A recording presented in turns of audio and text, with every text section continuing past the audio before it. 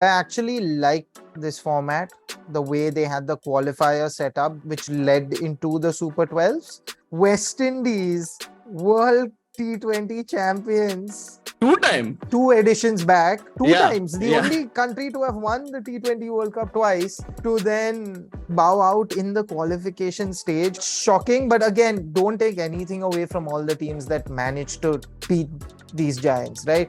But to your point, Maz, it made me feel both good as well as sad. Because watching teams like Netherlands, Ireland, Zimbabwe, yes, they've been relatively successful in this tournament, but the quality is not there. This is not the Zimbabwe of 2003. Maz, talk to me a little bit about how rain is going to impact this tournament. I don't know what the weather is in Australia at this point, what it's supposed to be. Maybe the rains are freak. What my problem is having back-to-back games at the same venue. You have to have reserve days or backup options. My opinion, India's good. We got this. We may not win the tournament, but we're making it through. We've got it till the knockouts. Yeah, exactly. Then we don't know. Then we might mess up.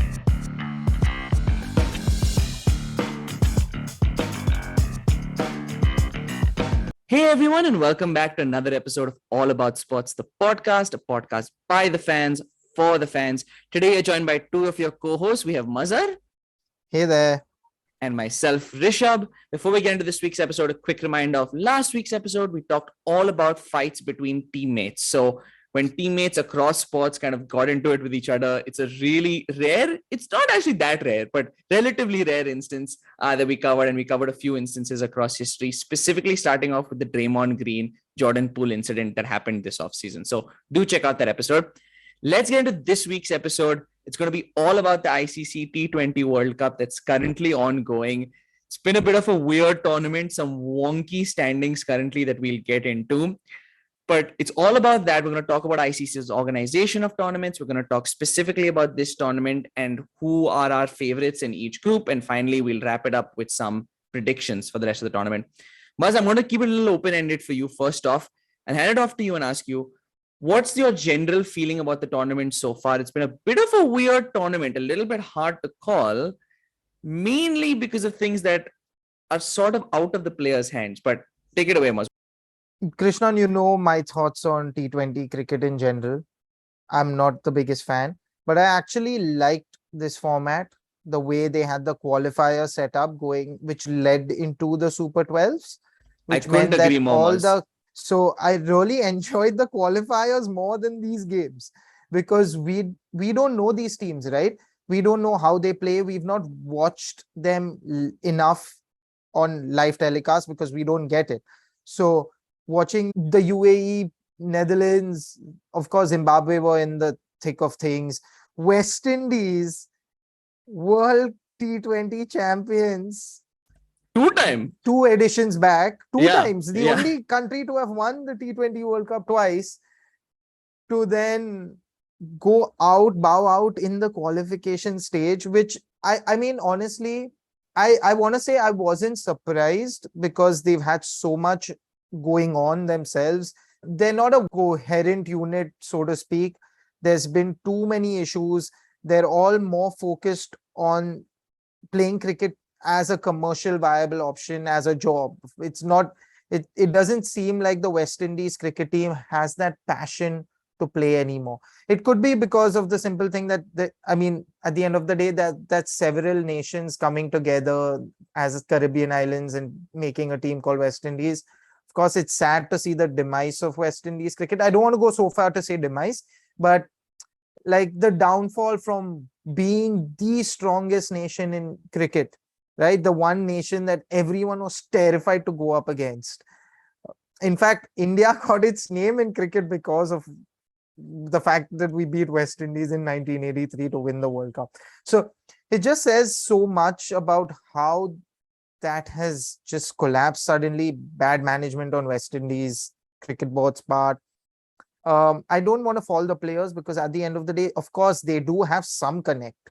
At the end of the day, it's still pride for them. I mean, they are the best that those regions can offer at the end of the day. So they do have some commonality in that sense. And they are all athletes. They want to win. That's why they are playing at the highest level of sport. So but shocking. But again, don't take anything away from all the teams that managed to beat these giants, right? Give credit where credit's due. Zimbabwe, for me, have been the most enjoyable team to watch. And I'm not saying that because they beat Pakistan. Yes, they did beat Pakistan. That's amazing on its own.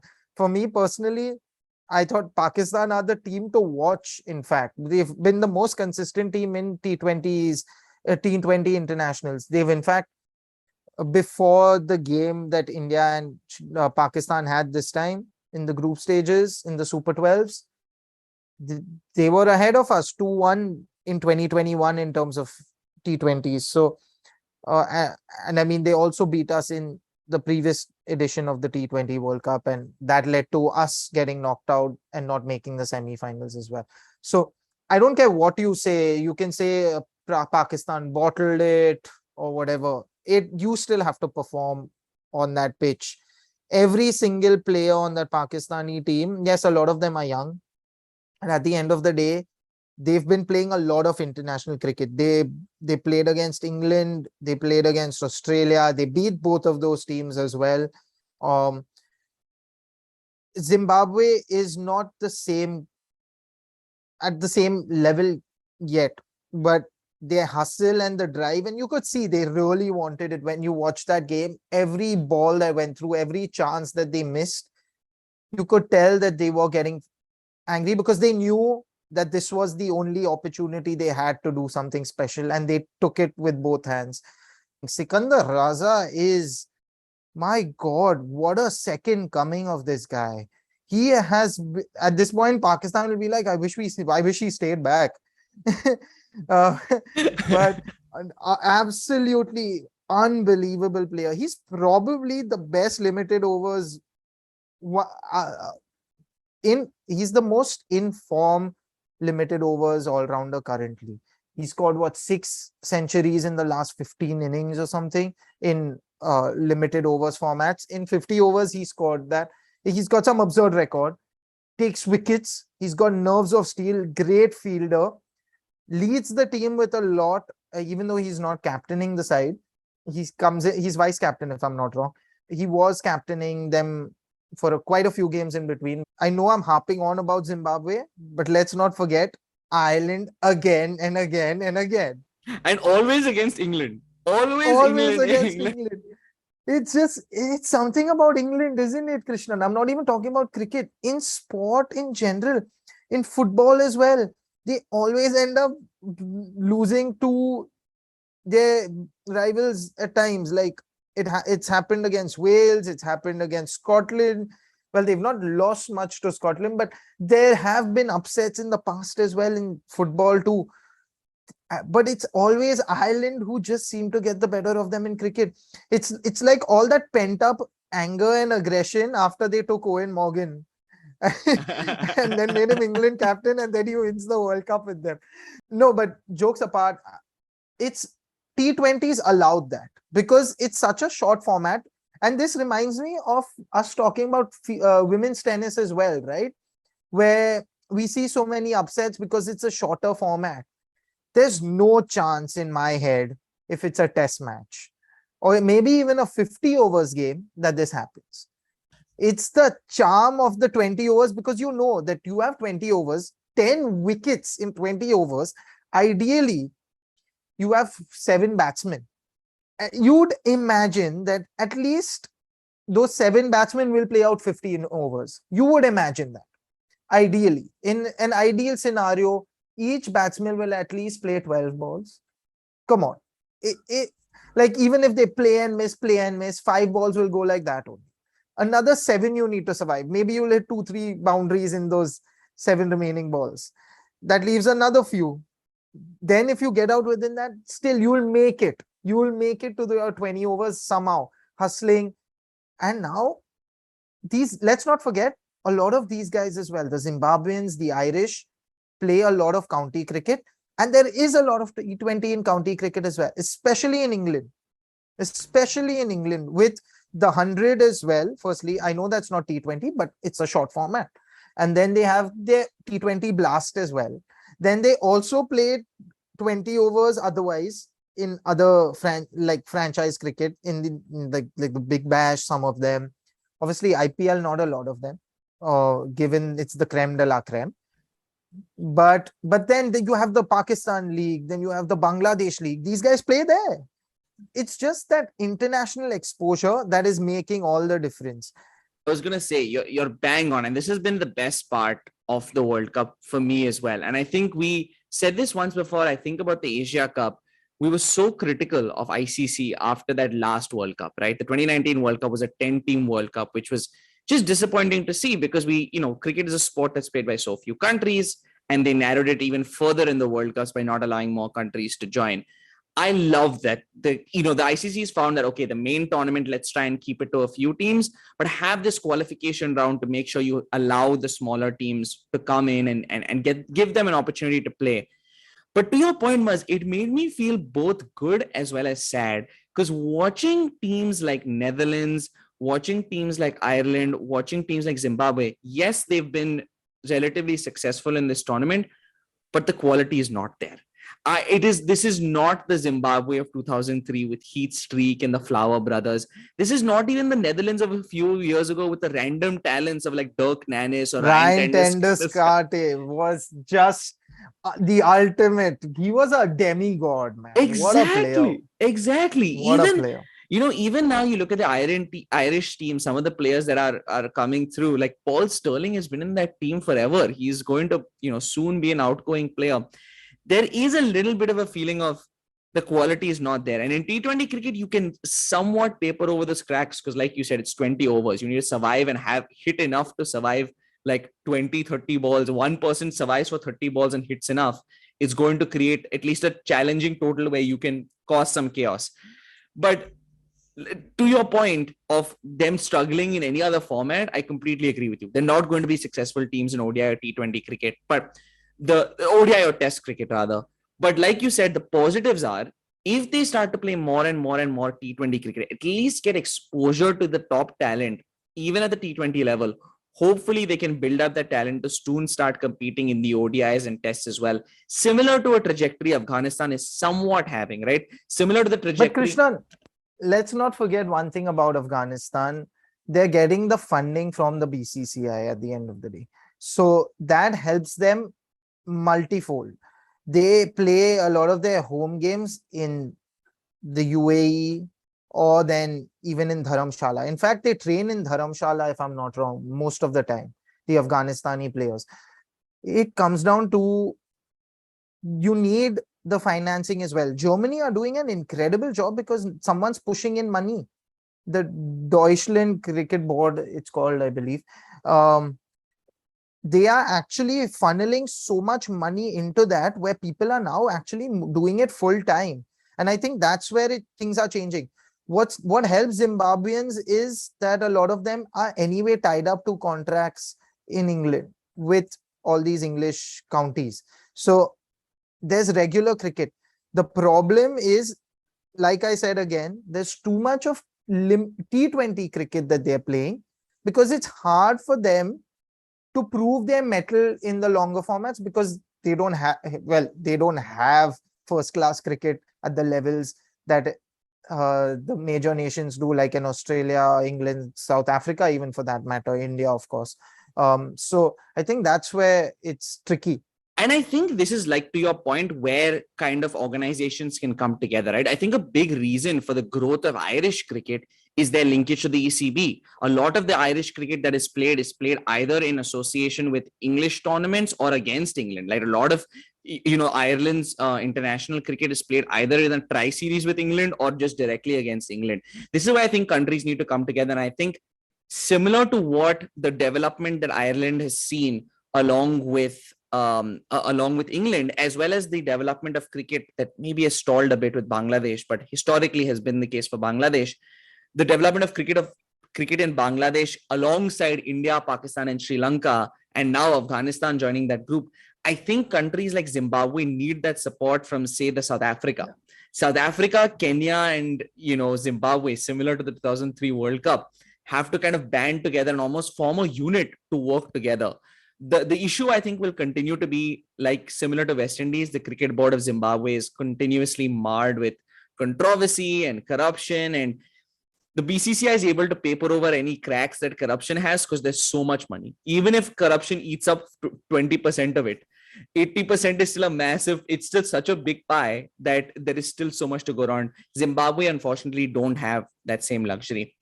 I don't want to harp on this point too much longer because I think we're all loving the associate nations playing, and I'm hoping everyone, they have some more luck through the rest of this tournament. I do want to quickly cover two other pieces of this tournament that have been gnawing at me that we have to talk about. Issue number one, rain. Rain has just been this unbelievably annoying kind of mood downer for this entire tournament, primarily because there have been so many games that have been washed out.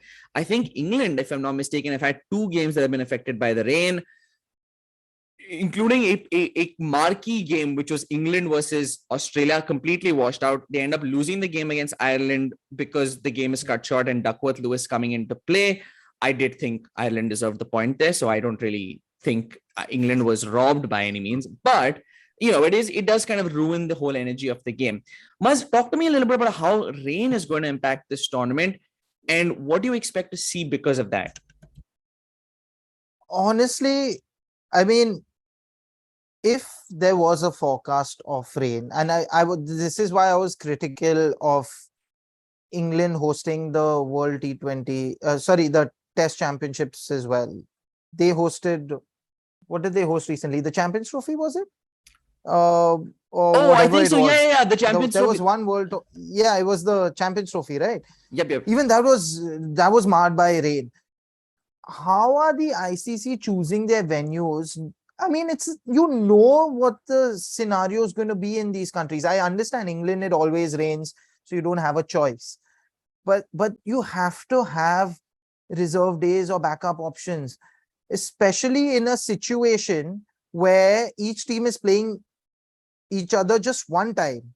So it comes down to do or die. Like we discussed, right, the other day, where South Africa absolutely clobbered Zimbabwe. Who were they playing? Zimbabwe. Yeah. I'm glad it worked out, because now Zimbabwe actually have a chance to qualify, realistically have a chance to qualify if they beat Bangladesh especially. But the thing is, they got clobbered in that game, didn't deserve that point by any means. De Kock scored 23 runs in the first over. They were going at a run rate of 20 or something after 3 overs. And just because they couldn't finish the quota according to the Duckworth-Lewis method, they had to share the points. I understand that. It's always been the system, but it's so, it's in your face. It's in your face. If someone's going at 20 and over, they've smashed you, torn you apart. And especially in a smaller, shorter format like T20s, in the 50-over game, I got it. I understood it. Firstly, Duckworth-Lewis is a horrible system. Sadly, no one's been able to find another system. The thing is, everyone's accepted it because it's in black and white. The rules are in black and white, so you can't help it, so you can't debate it. But it's so frustrating, and I'm not even Zimbabwe would agree that it's utterly ridiculous. But it is what it is, Krishna. If they knew that it rains in Australia at this time, I don't know what the weather is in Australia at this point, what it's supposed to be. Maybe the rains are freak. So you want to give ICC the benefit of the doubt, but they need to find another system. What my problem is having back-to-back games at the same venue. They used to never do that, because you have 2 games, but have it on different grounds. Viewership is anyway, it's mainly TV rights with cricket anyway. It's not about who's coming through the gates. It's about how many people are watching in TV. How many people in India specifically are watching on TV. You can easily have 2 different games at 2 different venues. So I think that's the only issue I have, because Australia and England didn't play because it was a wet outfield. The rain had stopped, but there was so much water on those covers that when they lifted it off as well, there was a massive pool of water everywhere. So they couldn't take the pitch, take to the field and play. And that's Australia and England, which is potentially the biggest game in the T20 World Cup, potentially a World Cup final match. Absolutely absurd and bad planning, according to me. But I'm not complaining, because I'm not complaining simply because it's always been like this. So like we've grown up knowing that this keeps happening. So now it's just like, okay, it's happened again. Okay, it's happened again. I honestly didn't bat an eye to it till you brought it up, Krishna. And it's so funny. I feel like at some point, I don't know when this was, this trend started to come up of potentially having covers for stadiums, like having covered stadiums for cricket. And as soon as it came, I feel like it went away. And I feel like it's pretty relevant for cricket, right? I mean, it would be a pretty helpful thing to have. I know there has been one case, like a few cases where it's hit the ceiling, but it's relatively rare where that ever happens. And I feel it's as common to hit the spider cam, and we still keep the spider cam in cricket. So I'm a little surprised that more stadiums haven't done this. I completely didn't even think about your point. I don't know why they don't have reserve days. So I looked it up just now. They only have reserve days for the final and the semifinals. Finals, yes. But nothing for I feel like they should probably just keep like 2 reserve days for like any matches, like a few of the matches that are like close, or maybe if teams are tied, maybe they can play off their matches or something like that, to make sure that, like you said, important fixtures aren't getting ruined due to the rains. The other point I have to bring up before we go is that South Africa Zimbabwe game, which is my biggest pet peeve right now. It drove me insane watching that game. For those of you who didn't see it, you don't really need to watch the game. It's not a particularly entertaining game, but it was shortened due to rain. South Africa basically needed to chase down something like 72 of 8 overs. Like Muz said, they scored 23 of the first over and they scored 51 within 3 overs. The minimum amount of cricket that needs to be played is 5 overs in T20 cricket. As long as they would have been allowed to walk onto the pitch, South Africa would have won that game, because they already made the Duckworth-Lewis total that would have been the case if it was a 5-over game. And just because there was so much rain, they literally couldn't walk out to keep playing. South Africa lost that game. To me, if you've made the total that Duckworth-Lewis would have said with the lowest number of overs, you should just win the game, in my opinion. So that was an insane result. And I want to shout out Zimbabwe. One additional thing I want to credit them for, even in that game where really it was in their favor to waste time, they didn't waste time. They really didn't waste time. They kept trying to finish the game. They were not trying to waste time at all. They came out to the pitch on time. They were going through their overs as quickly as they could. They, in fact, injured a bowler, one of their pace bowlers. I've forgotten his name, because it was so wet. The conditions are so wet. So total credit to them. There's a lot of, like you said, randomness with the fixtures that are going to come up because of the rain. Like you said, though, I don't know how to feel about it, because part of me is annoyed that there's so many games canceled. But then the other side of me says, well, at least Ireland won that game for sure. We didn't even get to check if Moeen Ali could have scored a quick, 50 to win that game against England. Zimbabwe lucks out with a point. And what's been weird is, Muz, by and large, Group 2 has been pretty lucky, barring South Africa and Zimbabwe, who've had one game messed up by rain. That's it. Every other team's been able to play. Somehow Group 1 is taking the brunt of all of it. New Zealand has lost one game. England has lost one game. Ireland has lost a game. And I mean just a game, completely lost a game, meaning had to tie points. Australia has missed a game. Sri Lanka is the only one who's not missed a game. Afghanistan have missed 2 games. So it's completely been marred by the rain so far. And I don't want to get into the venues thing. The venues thing makes no sense to me, barring like, maybe it's easier for the organizers to have 2 games at the same stadium. No sense. If it rains in one place, you jinx and botch both games, which is just a complete nonsensical situation.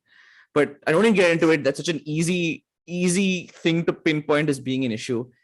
Let's finally talk about just the cricket, what has been played when they've actually gone into the field, Muz. I'll let you go with it with Group 1. Muz, what do you think of this group? Who gets out of this group? When I saw this group, it was like, man, what have they done? It's like all the heavyweights in one group. Honestly, I would say 3 of the favorites in one group, and then India is always there, perennial. But so it means that one team misses out, which means it's easier for India, to be very honest. India and Pakistan, honestly.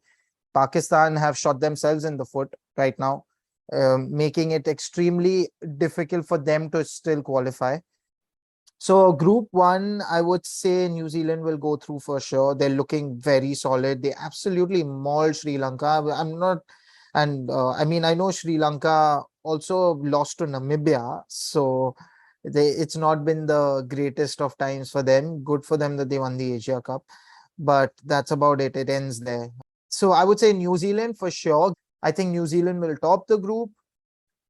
I have to say Australia, man. They're at home. They'll find a way. They'll find a way for sure. Obviously, unless rain plays spoil sport, then you can't help it. England, I don't know. England haven't looked great to me. Like they haven't looked absolutely convincing. I'm not even mentioning just the Ireland game. Even in the lead up to the tournament, we absolutely mauled them in the warm up game as well. And we didn't have the best bowling unit at the time either. So, yeah. So for me, it's going to be New Zealand, Australia. Group two, there's no question at this point. India is going to make it through. And that's my worry again, because we always peak too soon.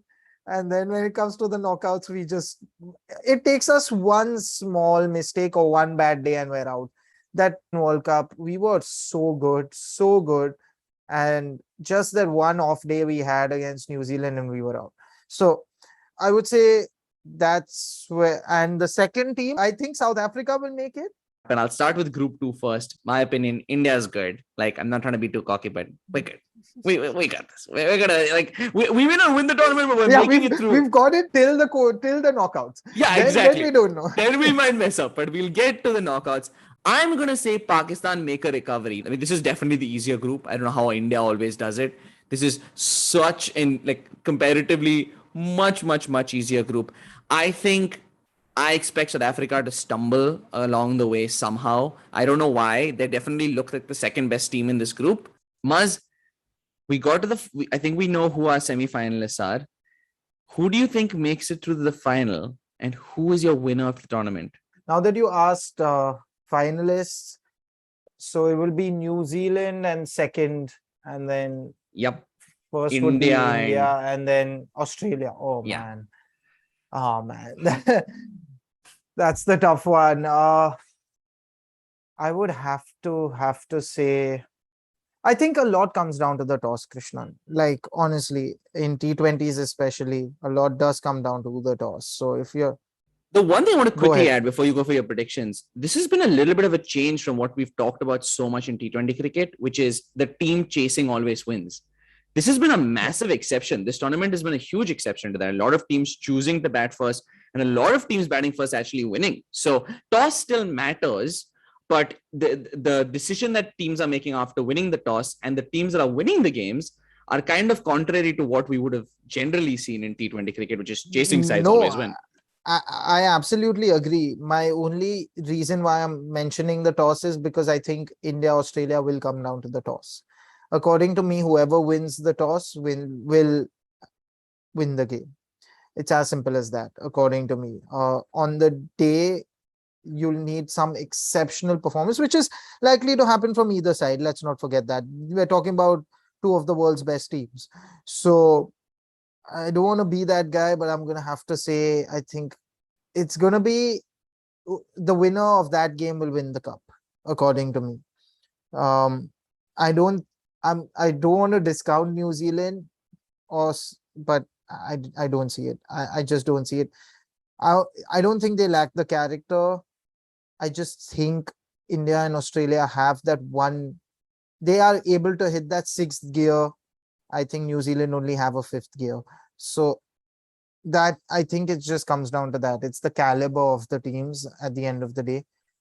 I think New Zealand are a very strong, well-rounded unit, but I have doubts on Tim Southee. I have doubts on Ish Sodhi. I have doubts on their opening batsmen as well. I'm not too confident about their middle order. Devin Conway didn't score runs.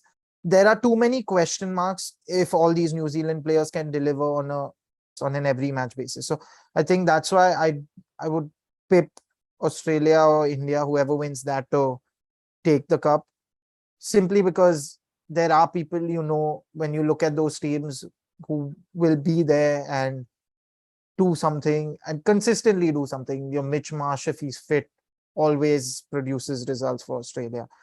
Finch ends up being a big game player. No matter what you say, when the going gets tough, he does get going. Matthew Wade has turned over a new leaf. He's looking like a phenomenal player now. Pat Cummins, man, absolute monster. So I think the only department where they are lacking a bit is the spin department. So Ashton Agar and Zampa. Adam Zampa.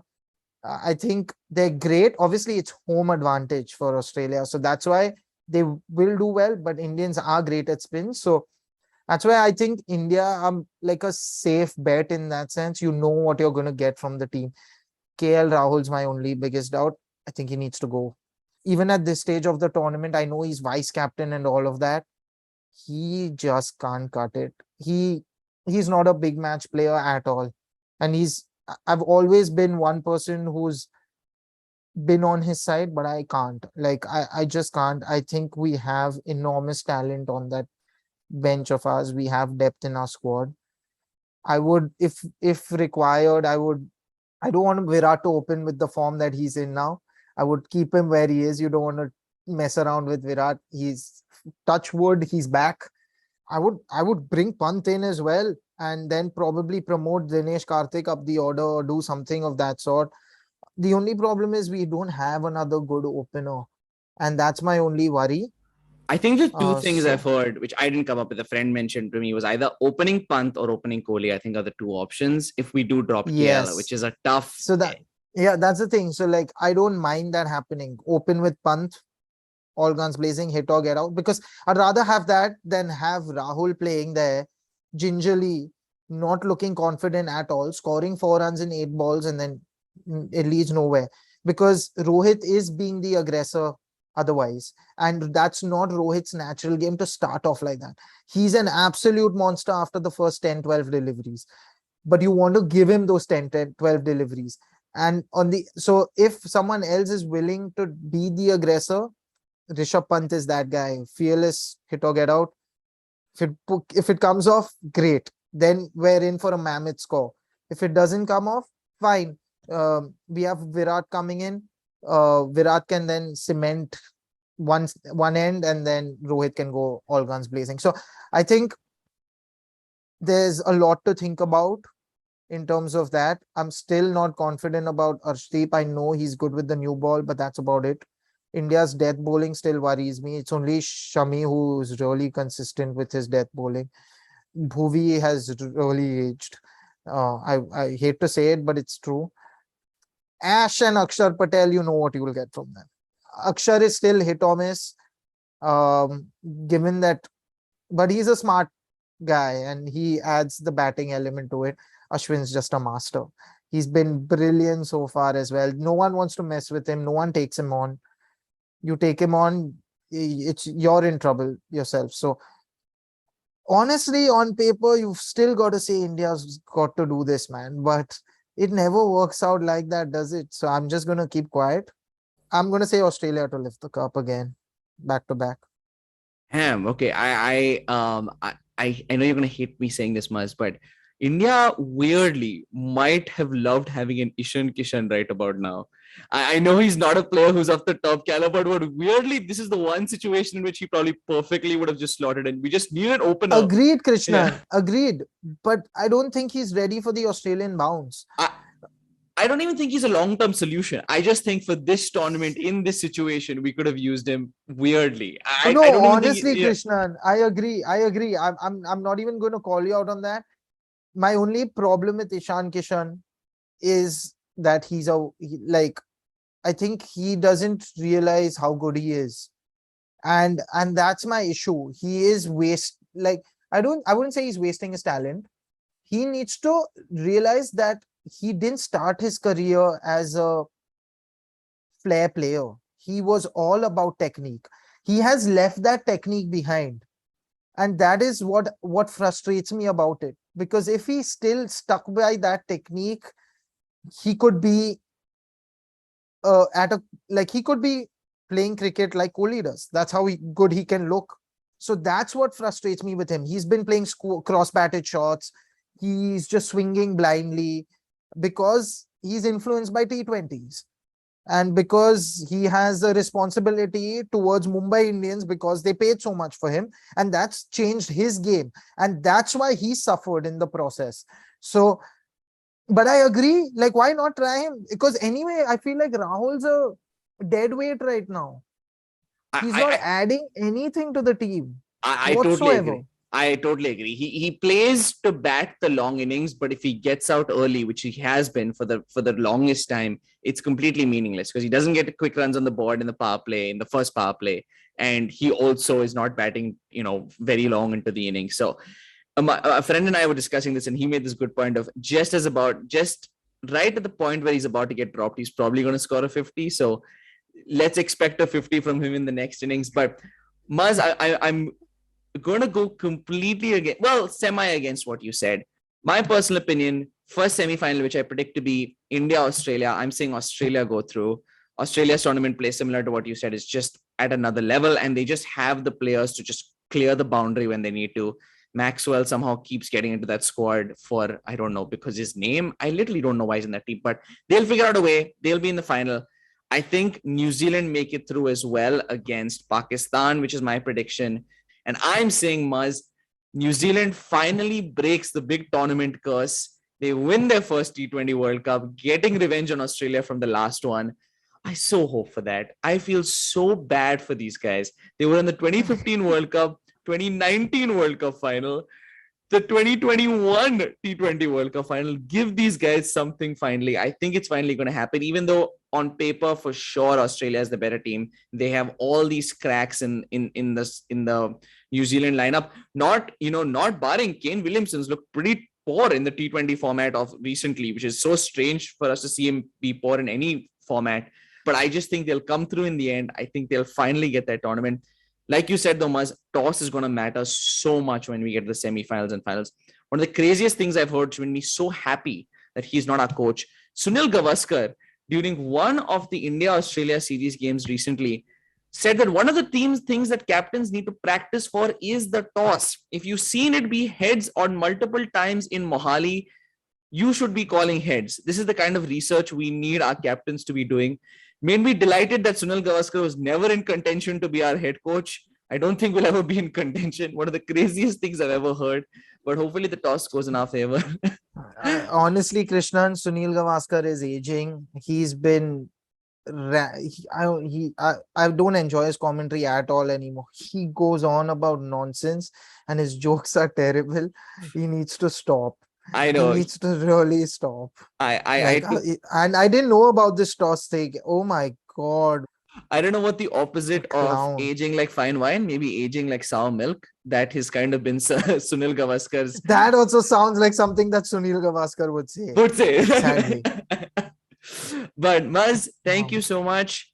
Let's hope the rest of this tournament can go smoothly. Let's hope we get a little less rain. Thanks so much, Maz. Do leave your thoughts in the comments. If there's any other team that you thought is interesting this tournament, anything else you'd like to see from from ICC and or from the cricketing boards to come together, anything else you'd like to see from associate nations to hopefully help them develop in cricket. If there's anything else you'd like for us to cover from a sporting perspective, DM us, leave a comment. If you enjoyed this, share it with someone else who might like it. Subscribe to our channel. We're on all the social media platforms as well as all the podcasting platforms. With that, thanks so much, and we'll catch you again next week. Take care. If you like this episode, make sure to leave a like and share it with anyone else who might be interested. You can also subscribe on any social media platform that you prefer, and all our links are in the bio. We also have a website with all our episodes as well as blogs and a whole lot of other sports content, so make sure to check that out as well.